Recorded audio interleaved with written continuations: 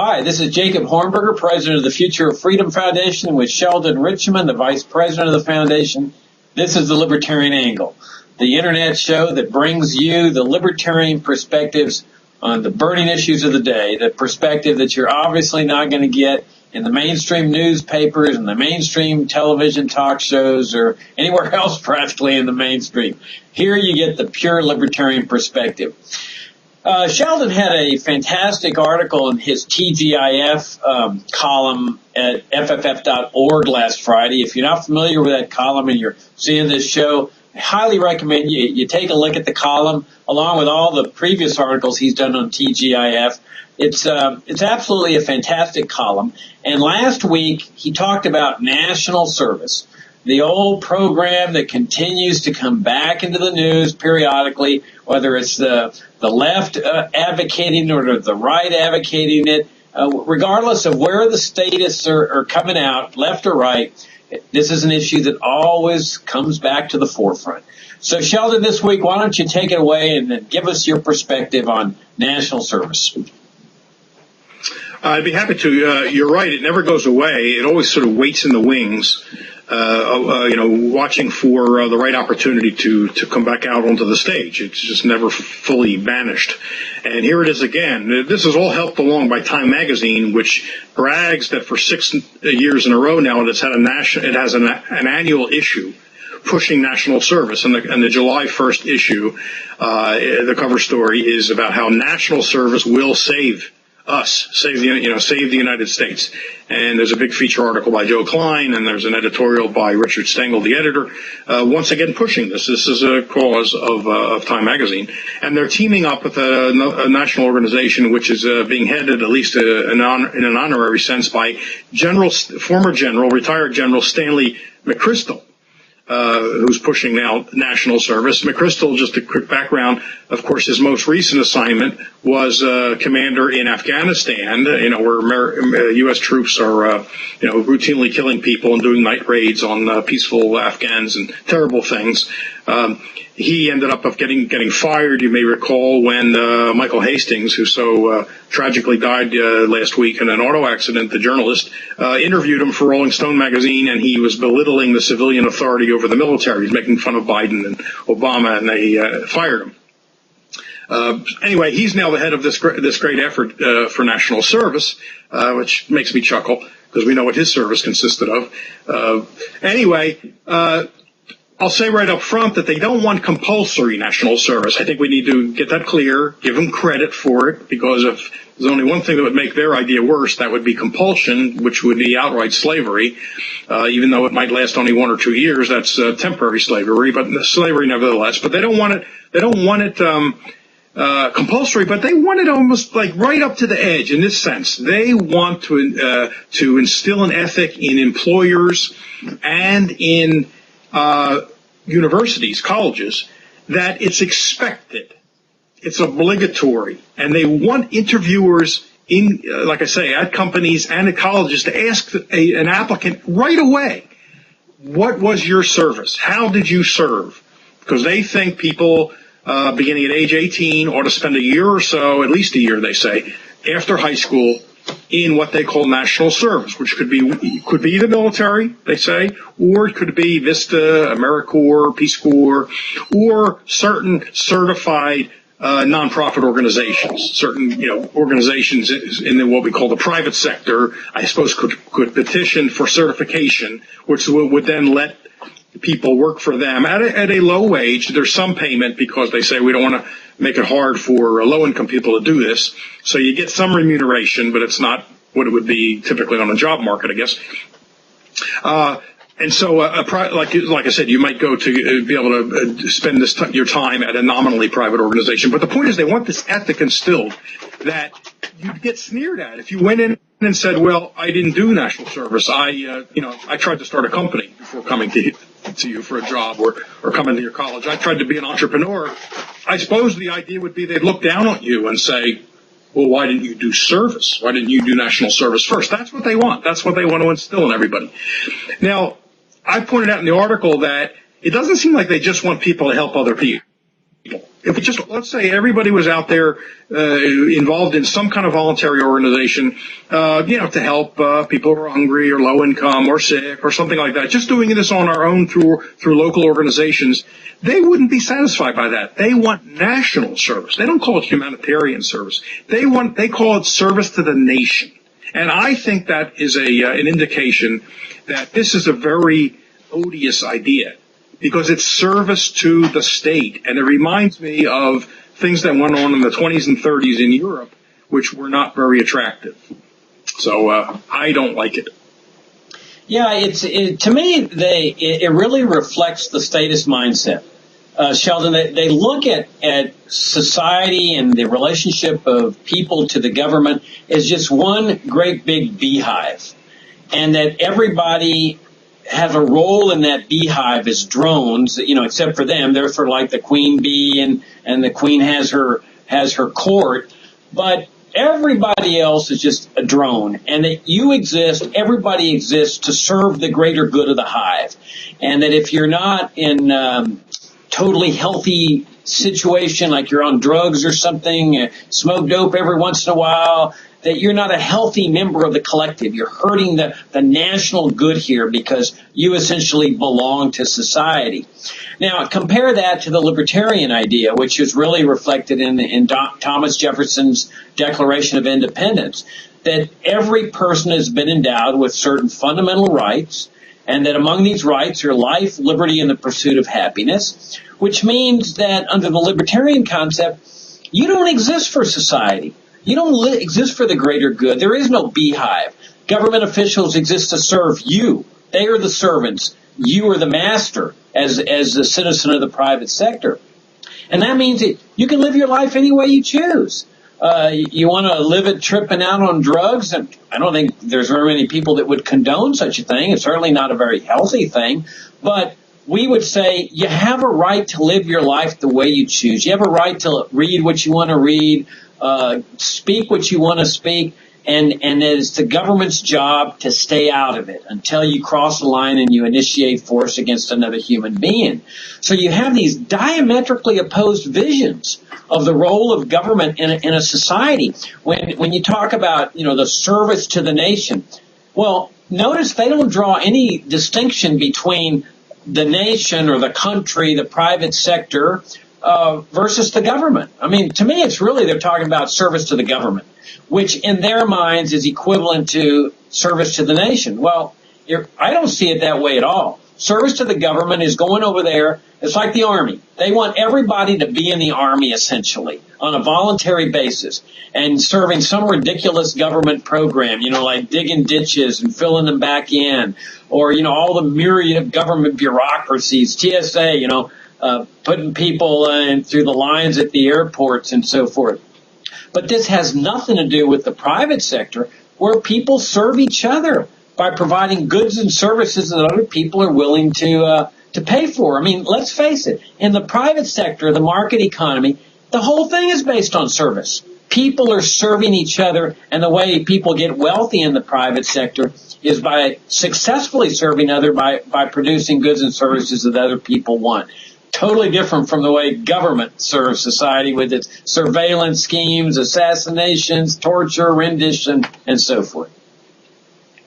Right. Now, they'll say, well, the organizations we're talking about would have people going into depressed areas, Appalachia, various other areas where people are in really hard times and rendering assistance, activity that in itself is fine. I mean, I have no desire to knock people who want to do that. I mean, I don't think your right to exist is dependent on self-sacrifice. I'm not taking that position, but there's also nothing wrong if that's what people want to do, and if other people want to urge people to do that, that's great. But I agree with what you're saying here. It is not cast in terms of helping people. It's in terms of service to the nation. I don't know why that whole phrase doesn't make people very nervous. And then I also agree with the second thing you said. The market civil society is about service. In my article, which I recommend that people read because I try to spell it out at some length, I drew on Frederick Bastiat and Adam Smith, who pointed out that, first of all, society itself is exchange. Society is what is exchange. Exchange is society. And when you exchange with people, you're doing something that they want done that they benefit from. And in return, they do something for you. There's an exchange of services there. And so it's mutual benefit. The whole, system is built on that. The market system, when the government keeps its hands off it. Now, some people might say, yeah, but that only helps people that have money to buy things. But that's forgetting that what entrepreneurs and producers do when the government stays out of things is they make things more and more accessible. Goods that were once luxuries only available to the richest people become everyday items that almost everybody can get their hands on and can't imagine living without. When you look at cell phones and things like that. Well, who benefits most of all, if you can make comparisons like this, but who benefits most of all from goods becoming more and more accessible? Well, not the rich. The rich have first crack at it anyway. It's the lower income people, the people whose lives are the most vulnerable. They have more and more goods available to them as a result of these activities. What the national service ethic does is let's divert people from producing those kinds of goods for people. Let's delay that activity, get them into this other activity for a year or so. But why is that a net benefit? Maybe they'd be better if we didn't delay them. And if people went into looking for ways to serve their fellow human beings through this market activity. Because it brings goods, needed goods, but also luxury goods that just simply make your life comfortable, to more and more people, which has been the progress of the market when it is allowed to operate. So it's there's sort of a prejudice against market activity, right? That's not service. Service is when the government sets up the program and you go through it. That's service, and that's a rigged game. And like I say, it's reminiscent of an attitude about the state that we should all be repulsed by. And I don't want to dance around it. And I'm not one who usually throws out the word fascism, and I don't mean it as an emotional word or as an alarmist word. But if you look at what Mussolini wrote and what he stood for and what his philosophy of fascism is, you can see the very same attitude, that you exist for the state. Now, by the state, he meant the good of the people. I mean, that's what he meant. He didn't just mean a few politicians. He thought it was in the interest of Italy for everybody to be working for this common good as defined by the state. It's the very same attitude, because otherwise, why don't they just say, hey, helping others is a good thing, so in your life, please try to help others too? Why don't they just do that instead of saying, no, we need formal national service programs, and maybe you shouldn't get that job if you haven't done service, but someone else applying for the job has done service. That's what they're kind of saying between the lines. Yeah, those are all great points, because it's the private sector that has really benefited mankind. I mean, this is the sector that produces the goods and services that raise standards of living. This was the great insight that Adam Smith had, the classical economist, the Austrian economist, the libertarian economist, that this is the source of wealth. This is what statists never understand. They think that wealth is a given. And so they see a society with a large amount of wealth, and they say, oh, let's use this wealth to help out the poor or the needy or whatever. Let's confiscate this wealth and divert people out of the private sector into whether it's national service or the national security state or the huge welfare state bureaucracies. What they're really doing is confiscating the source of what is the higher standards of living, growing standards of living, especially for the poor people. Because capital is what makes people more productive. With more productivity, wages can rise, everything rises. And so that's why, glad you mentioned Bastiat. He's got that great principle where there's this harmony of interest between the owner of a business, the consumer, the worker, that everybody has an interest in a dynamic, growing economy. And yet you have all these government bureaucracies designed to do this when really they interfere with this process. And I'm glad you mentioned about there's always people that are willing to help out others on a voluntary basis. And the fact is that when your private sector is growing in wealth and prosperity, that enables those people that are voluntarily donating their services to those in need or the poor to have more resources at their disposal. I mean, it's not a coincidence that, let's say, nuns, Catholic nuns that take a vow of poverty in the United States have a significantly better standard of living than their counterparts who take a vow of poverty in Guatemala.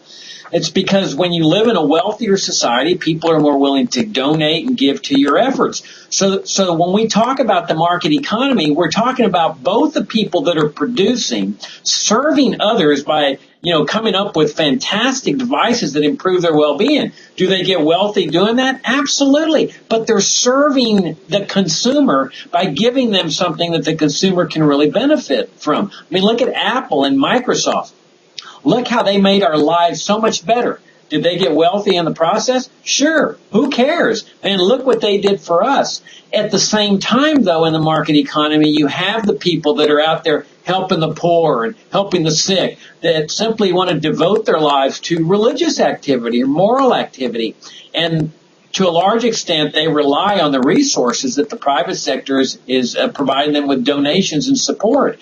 And that's the beauty of the market process, is that you have everybody, coming together to serve others in one way or the other, and everybody benefiting from this process. Yeah, and I imagine the other side would say, but when you do it, when you're doing it in the market, it's for, your profit. And like you said, who cares? I mean, if you're benefiting huge numbers of people who need the help, then what's it matter if the person gets, monetary profit in return? On the other hand, look at their own programs. How do they know that the kids going into this at 18 aren't doing it just so they have a good answer for the interviewer? I mean, how do they know there's not a, quote, selfish motive to go through national service? Because they may not have a good chance of getting a job or getting into the university, because now this is a big thing, right? With the interviewer is going to know what service program are you involved in, and maybe you're competing against someone who was in a program. So now you don't want to disadvantage. Why is that motive any better than the one who just wants to make a monetary profit? And the Bastiat point is very relevant here, and I wrote about Bastiat on this particular point, and it's linked from the article on National Service, so you can follow it. Bastiat points out that as the market progresses, as there's innovation, technological progress, entrepreneurship, again, assuming the government keeps its hands off and doesn't distort it, what actually happens is wealth, and this is how he puts it, this is not my paraphrase, wealth moves from the private realm to what he calls the communal realm, because things become more and more free. After all, if the price of a product is dropping because of technological innovation, capital investment and better machines and computers and stuff like that, as the price falls, you're getting a better product for less money. So if you're getting a better product for increasingly less money, what that means is a good part of the aspect of the utility of that good, you're getting for free, right? Because you need to give up less to get it, but you're still getting the same amount of utility, or if we're going to talk in terms of amount, that's a stretch, but you're getting more utility because it's an improved product for less and giving up less to get it. That means a good percentage of what you're getting has no cost to you. So what Bastiat was saying is that more and more stuff becomes free in effect as the market progresses, as entrepreneurship and competition and technological innovation move along. Well, who's that benefit? Again, most of all, it's the people that don't have access now. I mean, after all, what do the needy need? They need goods and services, from the basics up to things that we now consider luxuries. I don't know why that doesn't count as service. That mystifies me. Why? That's what I want to ask those people. Why isn't that service? Why is being in Vista service, but starting a company that brings products to people not service? They can't answer the question. I know the difference. It's not service to the government or to, quote, the nation. It's just service to people out there in civil society. But what's wrong with that?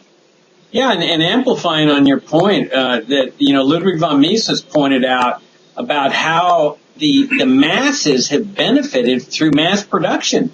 That, as you point out, in the beginning, the producers will come up with something that orients toward rich people, let's say a DVR or a color television, but that provides the incentive to start producing a little bit more, and all of a sudden, over time, you've got mass production of these types of what had previously been luxuries that are now just ordinary stuff for regular people, the middle class, the poor. I mean, this is why the poor have such a tremendous choice in terms of clothing. You know, mass production of shirts and trousers and shoes and so forth. I mean, it's absolutely incredible. Instead of, you know, a small little group that's orienting toward only the rich in society. That's the market process. People saying, I can serve others, I can serve myself by serving others, by producing goods and services for the masses, and hey, I can get rich in the process. What's wrong with that? Especially when you also have people in society that are helping others on a voluntary basis. You know, the people that are working in the cancer wards as volunteers and so forth. And then you always have a combination where a person is out in the market process making money and then volunteering his services in other endeavors. And yeah, I agree with you. I mean, this to me is genuine service. That when you're over there working for the government, whether it's mandated or under some kind of pressure, and you know there's going to be pressure. In fact, do you recall Franklin Roosevelt's New Deal, which was modeled on Mussolini's economic program in Italy? Remember, they were putting pressure on those businessmen that weren't signing up for the infamous Blue Eagle campaign. And if you guys haven't seen this, just Google Blue Eagle. And they were putting this social ostracism and pressure if people didn't conform. And you know darn well, Sheldon, that's what happened. That's what would happen with this kind of service campaign. Well, that's what they want. They want it to be a mark of shame if you haven't done it. And so you're supposed to fear the question, well, how did you serve? That's what they want people to ask, particularly, like I say, for jobs in universities.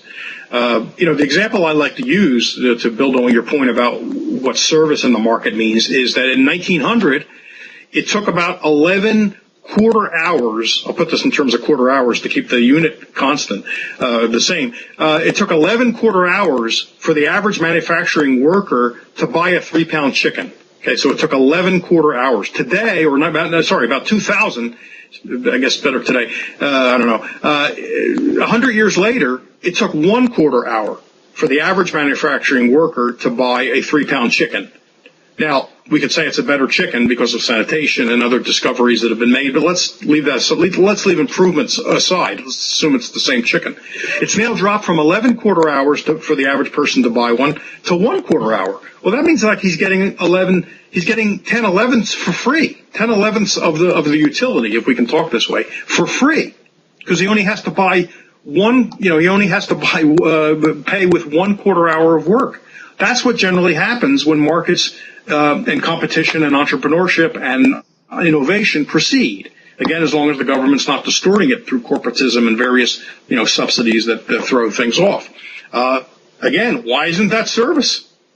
These people have obviously made a product more accessible to people who earlier couldn't have access to it because they didn't have the resources. And the other point you make, which is very important, as we all get wealthier, we have more time on our hands because it takes less time to achieve the living standard that we want. But having more time on our hands, meaning we have more time to minister to people who are really in bad shape because of illness or extreme poverty or whatever the case may be. Again, that comes from a rising standard of living, not from anything government does. So this is just instilling this idea of national service. And remember, they always use that word national. I want to know why that's so important. Why isn't it not just humanitarian service they encourage people to do? I think we know the answer to that. Well, one of the arguments that's always brought up by the left is that you end up with a economic monopoly where these corporations are so powerful and so big that they oppress the poor and the middle class and so forth. And so, I'd like you to address that fallacy. I mean, the way I look at it is that, look, if there's no government intervention, which usually is the case to protect these big corporations and so forth, but if there's not, the consumers are ultimately sovereign. They will decide whether a business stays in business or not. I mean, if you look at the top 100 firms of 50 years ago, I guarantee you very few of them are going to be in the top 100 right now. And that's because of the dynamics of the market economy. Ultimately, consumer sovereignty wins out. And that if somebody doesn't serve the consumers by providing them what they want or willing to pay for, they're out of business or they lose market share. And those that are serving the consumer rise to the top. Well, I think what the current system does, and when I say current, this has been going on for some time, it's no recent development, does throw obstacles in the way of upstarts and new competitors. So while it's not impossible to knock off a big company with a new small company, the barriers are formidable and are purely the result of government intervention. So when I'm concerned about corporate power, but I understand that corporate power is what I call the most dangerous derivative. It's derived from government power.